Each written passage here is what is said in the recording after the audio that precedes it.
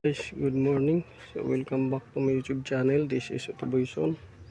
So mayroon tayong dadiagnose Suzuki Palit Wagon. So ang issue nito guys ay pagka umandar yung makina, may langit-ngit. Bagong built na to, pinalitan na. After mga 1 month, tumunog na ulit. So yun yung gagawin natin. Tapos pag nanakbo ay mayroong whining, bagong bearing din. So titingnan natin kung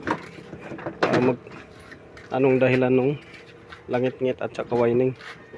So tanggalin muna natin tong bumper para maka-access tayo. Naka-hook yan, tulak. Yan.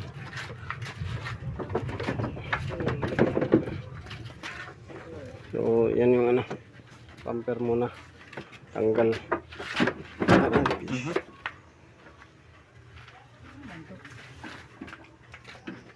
Hindi ako nagkuha niya. Ikaw lang. So, nagtaas nito. Ako. Dahil nakataas yan. Buong-buong. Tagtaas mo. Ba daw?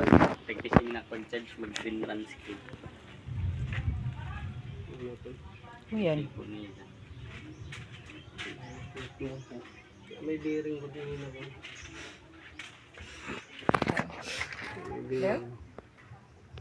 Steering yun diretso. Saka alternator.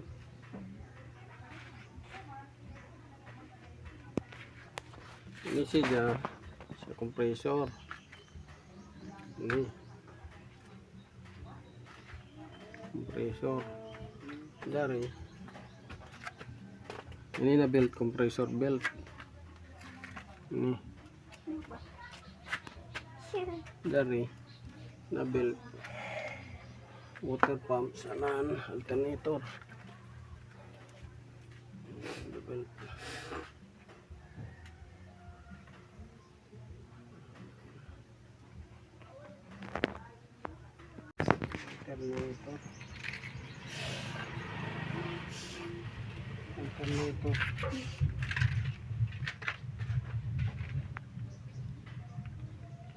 Alternator maluwag sa alternator. Alternator ba?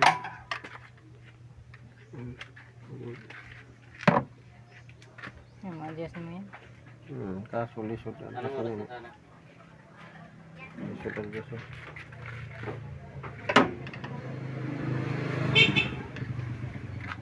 Alternator, hindi. Ari ra ba sa likod dyan? Tang-tang na yun. Ligid. Ay, oo. Ito yung sa likod. Sa likod. Stand. Tanggal ng kuhan. Ligid. Tapos maluwag. Maluwag. So ito guys, tapos na natin in-adjust yung compressor belt. So dito yung adjuster. Ito, luwagan lang ninyo to dito. 12. Tapos sa ilalim din 12. Pag naluwagan yung 12 dito, tsaka 12 sa ilalim, ito pwede na ninyo i-adjust. Yan yung sa belt ng compressor. Belt compressor. Tapos sa belt ng alternator dito sa likod, ganun rin. Luwagan ninyo sa baba 14. Tapos 12 sa taas, 12. Yun, ma-adjust na ninyo. Tapos pwede na yung belt, hihigpit na yan siya. So ngayon gagawin natin, paandarin natin kung okay na ba siya pinandar. So yan yung natin. Ayan, paandarin natin magiging okay na ba. So ngayon paandarin natin guys para magkaalaman na kung tutunog pa ba, kung may ingay pa ba. So paandarin natin. Pabidyohan muna natin sa anak ko. Hanggang bidyohan mo kung tutunog pa ba. So pahawakan natin. And then taon na yan. Paandarin kung tutunog pa ba.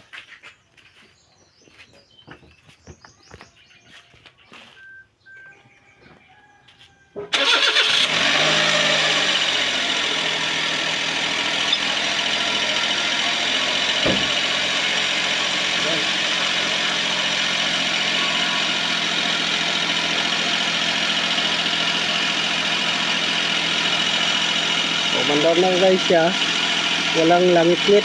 So in-adjust natin yung dalawang belt.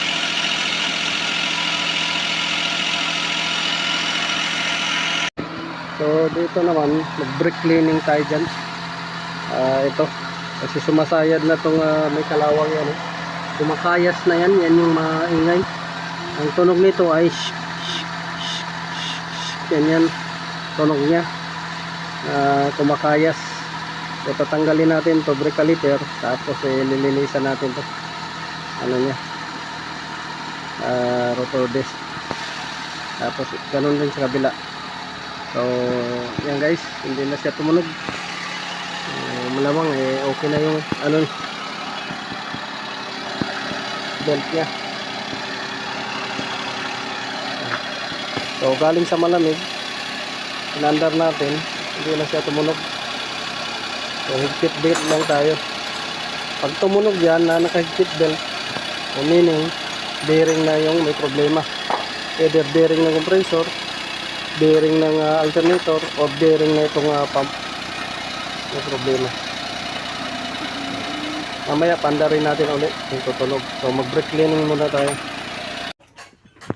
So ito guys, makapal na yung kalawang niya dito. Yan, tumutunog yan. Pati ito, tumutunog yan. So lilihain natin dito. Banda. Kasi hindi pa naman ganun siya kakapal yung kalawang. So tumutunog to habang nananakbo. Man, kumakayas yan. So mabilis lang to dito mag-build up. Gawa ng kung panay karwas kayo, panay linis kayo, at laging nababasa, kinakalawang to dahil bakal to. Tapos pagka tag-ulan, ganun din. So mag-brake cleaning na lang tayo. Ito, tatanggalin lang ninyo, tapos ito lilihain ninyo. Yun yung cause ng maingay. Ito, kumakayas, nagbi-build up ng kalawang. So linisan natin yan guys, at para mawala yung ingay. Init ko.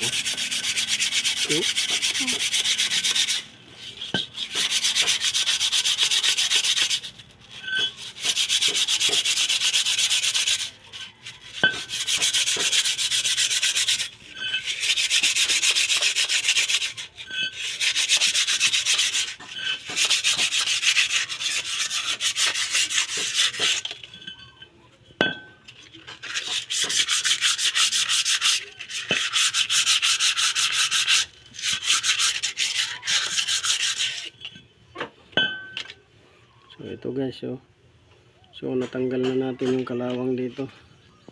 Ng kalawang dito rin sa paligid nito, tanggal na rin yung kalawang. Yan. Pati dito. Yan. So kakabit na natin to. So wala yung kalawang. Yan. Diba? So bago nyo ikabit to, lagyan nyo ng grasa. Grasa dyan. Tapos dito grasa rin.